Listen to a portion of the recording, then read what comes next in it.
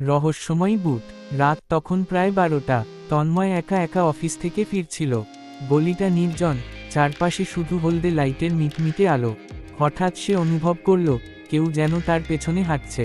পায়ের ভারী বুটের আওয়াজ স্পষ্ট শোনা যাচ্ছে, ঠক ঠক ঠক।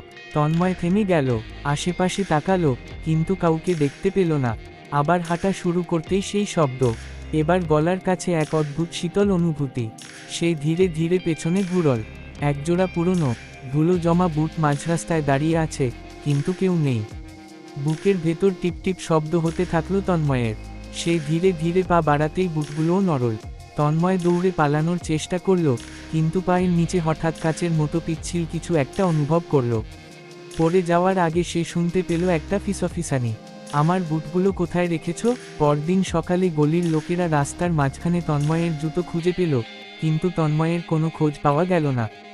তন্ময় আর কখনো ফিরে আসেনি।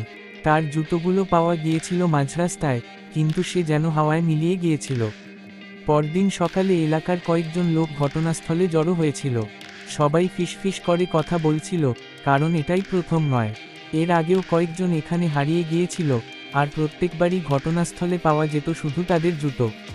গলির প্রবীণ রফিক কাকা দীর্ঘশ্বাস ফেলে বললেন, এই বুটগুলো আবার ফিরে এসেছে। সবাই চমকে তাকালো তার দিকে।